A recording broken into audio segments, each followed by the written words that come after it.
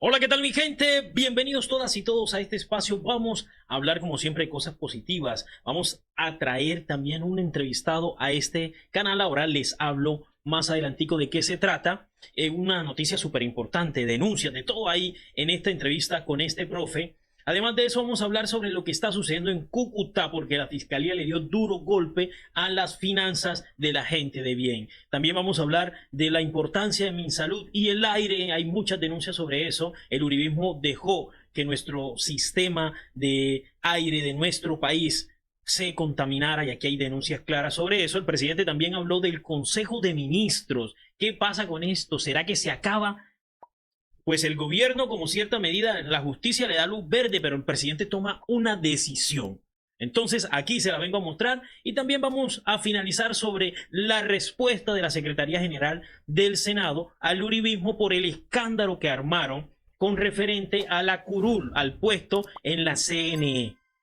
Decían que era de ellos, pues al final terminó siendo del partido Pacto Histórico, del gobierno del cambio. ¿Qué pasó ahí? Aquí está la respuesta de este ente. Entonces vamos con la primera noticia.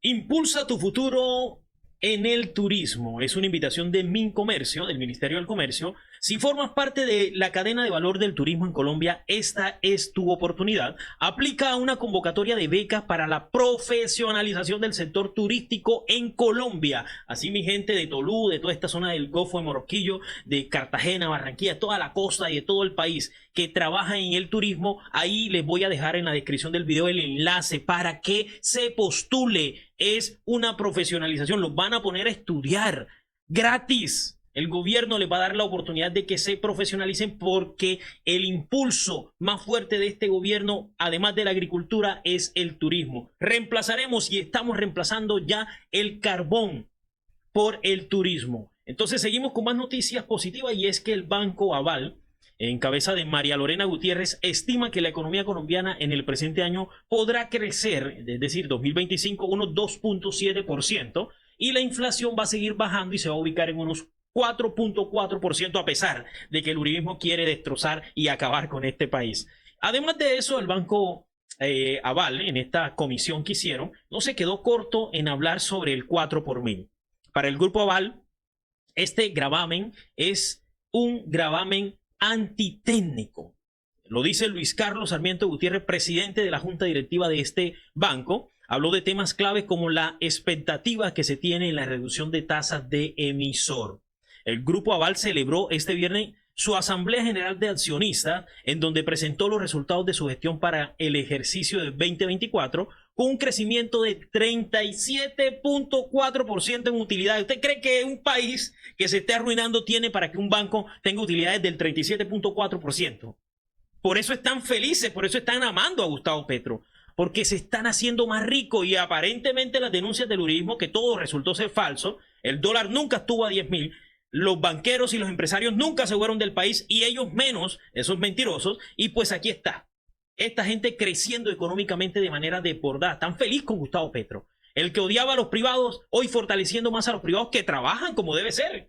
No robando al Estado como lo hace y lo acostumbra los amigos del uribismo. Y bueno, vamos con otra noticia positiva y es que en Cúcuta, el norte de Santander, se hizo la incautación de 6 vehículos, 11 sociedades, 14 establecimientos de comercio y 30 inmuebles evaluados aproximadamente en unos 69.000 millones de pesos. Esto es en Cúcuta y norte de Santander. Esto era del señor Julio César Rojas Betancur, alias Fresa, que desde 2028 fue extraditado y esos bienes estaban al servicio por ahí de muchas personas, seguía recaudando dineros y demás y no pasaba absolutamente nada. ¿Por qué? Se dice por ahí que era uno de la gente de bien que apoyaba las campañas supuestamente del uribismo en la región. Entonces se lo llevaron para quedarse con las cosas de él, pero hoy, adivine dónde va a terminar esto, pues lo coge la SAE y se lo entrega a los campesinos, campesinas, empresarias y demás personas del país. Y bueno, nos vamos ahora para MinSalud porque en esta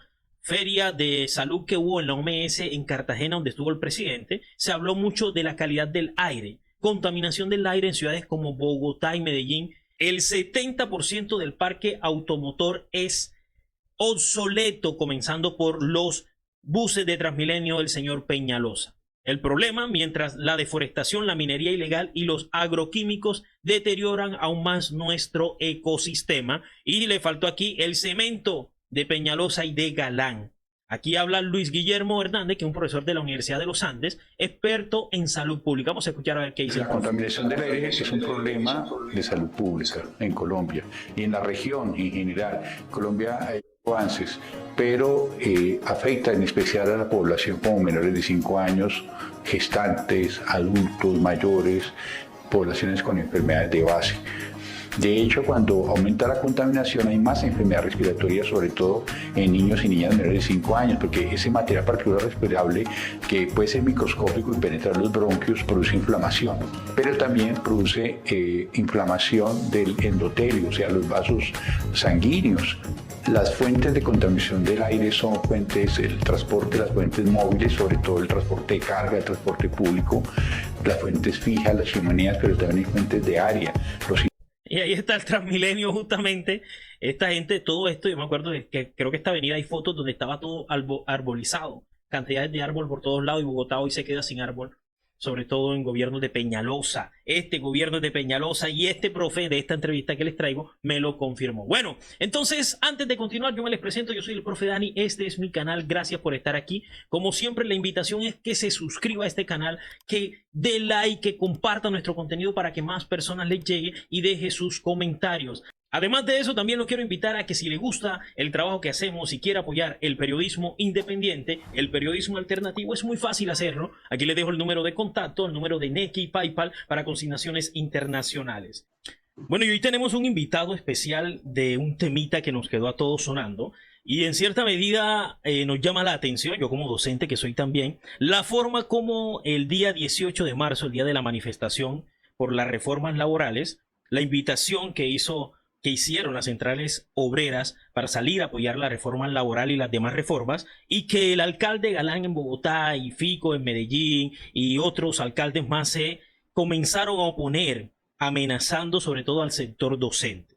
Hoy tenemos acá a un docente, él se llama Mario Fonseca Ávila, él es secretario jurídico de la ADE, que es la Asociación Distrital de Trabajadores y Trabajadoras de Bogotá como tal, o del Distrito de Bogotá. Él es de profesión abogado y también licenciado en gestión empresarial y tiene una maestría también en administración educativa, si no me equivoco, profe. Muy buenas tardes, ¿cómo está? ¿Cómo le ha ido? Muy buenas tardes, muy bien, sí señor, un saludo para todos los presentes. Mario Fonseca, docente del distrito, hace 40 añitos ya, y pues en este momento ejerciendo como secretario jurídico y laboral de la Asociación Distrital de Trabajadores y Trabajadoras de la Educación. Muy bien, bienvenido a este espacio con el profe Dani. Hay algo que nos inquieta a todos y es qué sucedió ese día, porque eso nunca se había visto desde que yo tengo conocimiento. He marchado desde muy chiquito, muy pequeño, usted tiene más experiencia en ese sentido, pero eso, yo creo que esto nunca se había visto, y sobre todo entre comillas de un gobierno aliado o cercano a lo que es el trabajo, a la izquierda, no sé. ¿Qué sucedió ese día 18? ¿Cómo tomaron ustedes el día previo, 16, 17, toda esta presión? ¿Cómo tomaron, qué medidas tomaron ustedes, usted como secretario jurídico de esta asociación de docentes? ¿Qué pasó en esa fecha? Bueno, como es de todos conocimiento, en días anteriores el Congreso de la República archivó el proceso de reforma laboral, y desde esa decisión tomada por la Cámara de Representantes se remitió al Senado, donde igualmente por mayoría hundieron la reforma laboral, tanto Cámara como Senado. En este contexto, el presidente de la República hizo un llamado a toda la clase trabajadora colombiana para que se pronunciara sobre ese hecho y para que acompañáramos el 18 de marzo la marcha que se organizó en defensa de esta reforma y de las demás reformas sociales que se están proponiendo desde el gobierno del cambio. En ese entendido, pues quiero aclararte, profe Dani, en primer lugar, que Galán es de ultraderecha, él no tiene nada que ver con el gobierno alternativo, es totalmente antagonista, y él mismo es el que se ha encargado de profundizar la diferencia para decir que el gobierno distrital es una cosa y el gobierno nacional es otra. Entonces aquí surge un elemento muy importante para que lo tengamos en cuenta y es un tema político. Es un debate político donde la administración distrital desconoce el mandato que tiene el gobierno nacional. Entonces, decisiones del Ministerio de Educación prácticamente ellos no las tienen en cuenta, mucho menos de esas decisiones buscan de alguna manera resolver las difíciles situaciones que tenemos hoy en la gran mayoría de colegios, no solo en distintos del país, por el reducido número de estudiantes. En ese Profe Mario, pero entendido, por ejemplo, un paréntesis ahí, yo lo digo porque se supone, por ejemplo, yo soy de la costa y se supone que este hombre es hijo de Galán. Galán es un representante digno de la revolución de este país que fue justamente no, asesinado por esa derecha que entonces él está hoy encarnando, ¿sí? yo te hago una aclaración importante. Ahí hay una confusión que es interesante aclararla en este momento para que la tengas en cuenta. Luis Carlos Galán es un hombre de la oligarquía colombiana. Él por eso fundó lo que se llamó el nuevo liberalismo. Y él en los años 70, a sus 26 años, fue nombrado ministro de Educación de esa época. Y en esa época él expidió un estatuto docente mucho más lesivo que el estatuto docente que hoy tenemos, que se llama el 1278. Y desde esa época, pues él marcó su posición con referencia al magisterio colombiano. Producto de esa actitud que él asumió en esa época, surgió todo ese grupo de maestros y maestras, que ya quedan muy pocos, que emprendieron toda la batalla para sacar lo que conocemos como el Estatuto Docente 2277. Porque ese grupo de maestros logró hundir la iniciativa de Luis Carlos Galán.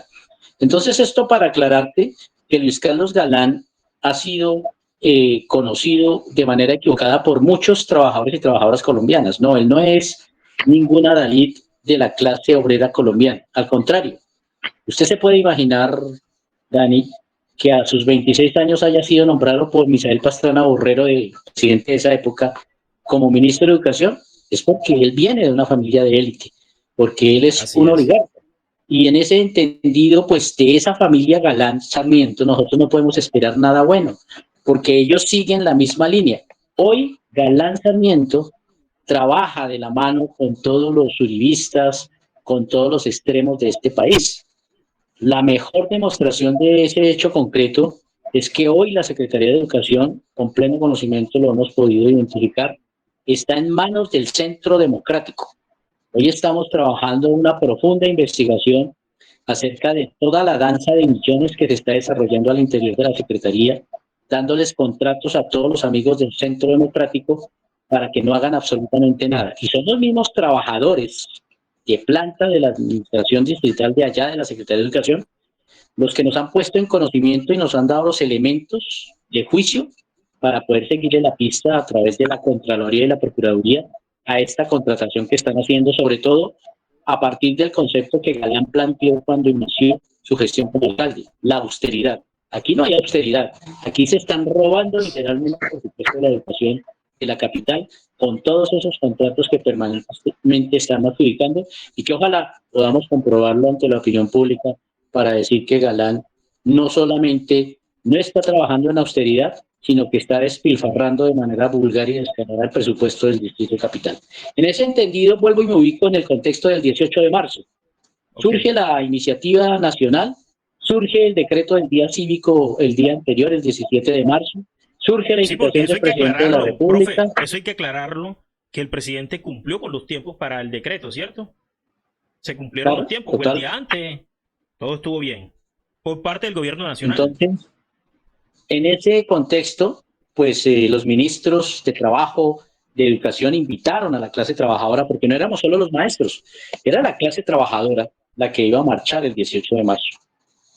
Desde días anteriores empezaron a llegar las amenazas por parte de la administración Galán, en cabeza de Isabel Segovia como secretaria de Educación, para intimidar, para llenar de miedo a muchos maestros y maestras que efectivamente se apartaron de participar por el terror que les causó todas esas amenazas, porque ellos amenazaron que iban a descontar horas, que iban a descontar minutos, que iban a hacer todo lo necesario y efectivamente mandaron todos unos contingentes de personas a controlar la asistencia, a tomar fotos, a perseguir, a asediar. Incluso fue tan extrema la situación el 18 de marzo que hubo instituciones educativas en las cuales pusieron candado para que no pudiera salir la gente, así de claro. Nosotros desde la Comisión Jurídica de la ADE hemos venido trabajando todos los instructivos para que los docentes directivos, rectores y rectoras respondan al requerimiento que hace la Secretaría de Educación, porque en derecho pues hay cómo defender y Profe, legitimar pero, o sea, la acción que se realiza, mucho más. aclaremos algo, profe. ¿Le atrancaron el candado a los profesores dentro de los colegios para que no salieran de los colegios? Profe, eso es un Sí, secuestro señor, ese es simple, el ¿no? reporte que tenemos. Eso es secuestro simple y ya desde la Comisión Jurídica estamos trabajando una denuncia ante Fiscalía para que en esas instituciones donde se presentó esa situación se den las explicaciones correspondientes por qué se ejecutó esa acción, que obviamente va en contravía de nuestra Constitución y de los derechos constitucionales que allí se consagran. Entonces, para que nos demos Profe, cuenta, esto estuvo más grave de lo que muchas personas habíamos creído. Tuvo una por supuesto, persecución enorme, un asedio hacia los brutal. docentes y hacia la misma manifestación, sí, porque el objetivo final era justamente atacar la manifestación, que no se concentrara la cantidad de personas que se esperaban, que lógicamente no les salió a ellos como esperaban. Lo sigo escuchando, Bueno, profe. digamos que la principal razón por la que ellos siguen persiguiendo a todos los maestros y maestras es por el hecho de lo que ocurrió ese día. La Plaza de Bolívar mínimo unas 5 veces se llenó porque la gente se desplazaba, circulaba, el alcalde se inventó un poco de barreras para impedir los accesos y las salidas y las entradas y obviamente esto generó una congestión al interior de la plaza impresionante, pero a pesar de eso la gente participó masivamente.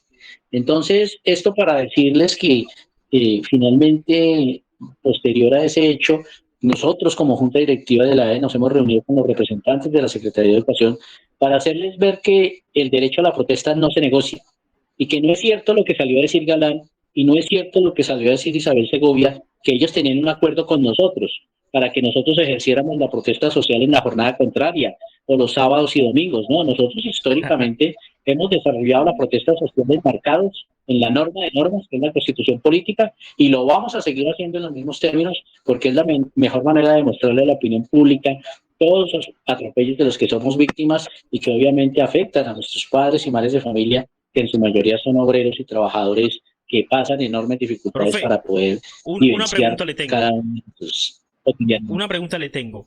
¿Cuántas horas debe No, elaborar un docente diaria? Ahora, una pregunta que influye a otra seis, pregunta. seis, ¿Qué sucede? Pero un momentico, ¿qué sucede cuando nosotros los docentes salimos a protestar? ¿Qué pasa con esas horas que se pierden? ¿O se pierden o se recuperan? ¿O qué sucede con esas horas de los docentes que salen a protestar?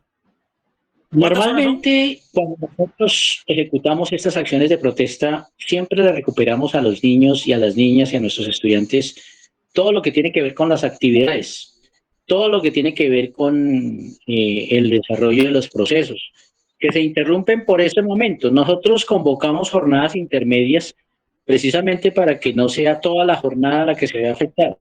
Pero aquí la administración, esta administración en particular, ha puesto de palanquera el PAE, la situación de alimentación que llega diariamente a los colegios y que son los maestros los que sin tener esa responsabilidad tienen que distribuirle a los estudiantes y que entonces por esa limitante ellos no pueden participar en ninguna de las actividades que nosotros convoquemos. Por eso nosotros somos claros y lo repito nuevamente, Dani, para que lo tengamos absolutamente identificado. La protesta social no se negocia y por eso estamos invitando nuevamente el lunes 31 de marzo a la marcha que vamos a hacer desde la Avenida Jiménez a partir de las 10 de la mañana, con séptima, para llegar al Palacio de Nariño a radicar el pliego de peticiones de la Federación Colombiana de Trabajadores y Trabajadoras de la Educación y para radicar el pliego de peticiones de la Central Unitaria de Trabajadores. Porque es que allí está plasmada todas las necesidades de toda la clase trabajadora colombiana, incluidos, por supuesto, maestros y maestras de todo el territorio nacional. Esto va a ser en todas las ciudades capitales donde se van a desarrollar esas actividades y de manera simbólica van a hacer el acompañamiento a esa radicación que se va a hacer el día lunes. Entonces, aquí en Bogotá sigue dándose la presión, sigue siendo la administración absolutamente radical en decir que manden los listados de los que salen, que vamos a descontar horas, o sea, siguen con el mismo discurso. Nosotros, como te contaba Dani, esta semana tuvimos 2 reuniones con los representantes de Secretaría. Creemos que ellos han entendido porque dijeron que iban a ser respetuosos de la protesta social y esperamos que en ese entendido pues no se tomen ningún tipo de represalias y que así como pasó en marzo, pase en abril y en mayo y en los más meses que vienen, que le paguen a la gente sin ningún descuento, sin ninguna deducción de lo que merecidamente se le reconoce por el trabajo diario que desarrolla en cada institución educativa. Entonces vuelvo a Profe repetirlo Mario, para terminar y si tienen más preguntas. entonces yo le tengo una pregunta. ¿Les pagaron el salario completo? Porque ya creo que les cansan. Sí, ¿Me señor. escucha, profe Mario? Profe Mario, ¿les pagaron el salario completo de este mes? Sí, señor. El pago fue normal para todos y todas, sin excepción. Entonces simplemente es una presión, una amenazadera. Es muy difícil el ambiente que se genera, pero ellos insisten, por la actividad que programamos el 31 de marzo, la presión está igual. Están enviando comunicados y que controlen la asistencia y que van a contratar 1.000 personas más para estar en los colegios y para garantizar la prestación del servicio, como si fuera tan fácil repasar a un maestro que ha hecho todo un proceso de formación para ser licenciado, para tener maestría y en muchos casos el doctorado. Pero ellos lo están haciendo como si fuera muy fácil poner a cualquier persona a controlar un grupo de estudiantes, no sabiendo las graves consecuencias que se pueden generar alrededor de esto. Entonces nosotros, por eso reiteramos la invitación a todos los maestros y maestras y a toda la clase trabajadora capitalina y del país para que acompañen masivamente esa erradicación del pliego el próximo lunes 31 de marzo. Entonces la invitación es para este lunes 31 de marzo a que salgamos a las calles en las principales ciudades. Voy a estar por ahí compartiendo el cronograma. No sé si el profe lo tiene, no solo el de Bogotá, sino de pronto de todo el país, para poderlo compartir acá y que muchas personas más se puedan agregar a esta manifestación. Claro, sí. Lógicamente va a ser menos afluente, va a ser menos afluente, pero igual hay que apoyar, ¿no?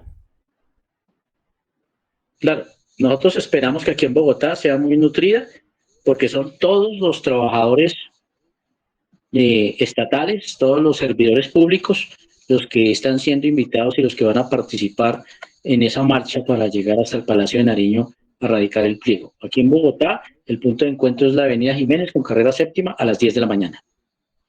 Ok, ahí tenemos entonces la invitación del profe Mario a este evento. Galán, entonces descubrimos y se nos cae un velo de un tipo, de un papá, que en realidad lo que representaban era la oligarquía de este país. Oiga, esto es para nosotros en la costa, sobre todo que no estamos tan ligados muchas veces a las actividades del gobierno como tal, muy adentro. Son cosas como estas las que de pronto nos falta educación y cultura y por eso estamos en este canal también ejerciendo ese deber. Profe Mario, sin ser más, me despido de usted. Gracias por estar aquí acompañándonos. Gracias por haber aceptado esta invitación de venir a hablar acá con el profe Dani y quedan abiertos los micrófonos para después del 31 a ver qué sucedió también, qué volvió, cuáles son las nuevas estrategias que utilizó Galán para seguir reprimiendo el derecho a manifestarse, como lo dice la Constitución en su artículo 37, ¿cierto? Y también, pues, toda esta confabulación que tiene Galán con el uribismo. Es decir, que el bogotano, esta última cosita, profe, el bogotano terminó votando por el uribismo al final de cuentas. Sí, señor, lamentablemente. Y ahí lo tenemos que decir con mucha pena, que muchos maestros y maestras apoyaron a Galán en octubre de 2023. Y hoy están viendo las consecuencias, porque se los advertimos y lamentablemente no atendieron. Bueno, listo, profe. Entonces, de esa manera me despido de usted. Gracias por estar acá. Nos vemos en un próximo. Yo continúo por acá con ustedes, teniendo más información. Continuando por acá, el presidente Gustavo Petro habla sobre las transmisiones del Consejo de Ministros. ¿Qué dice el presidente? Pues dice, no habrá abusos de tiempo y buscaré rotar los días de transmisión en cadena televisiva para temas públicos de gran importancia para la sociedad colombiana. Los consejos de ministros que tengan menos importancia o sean de procedimiento solo se transmitirán por el canal público.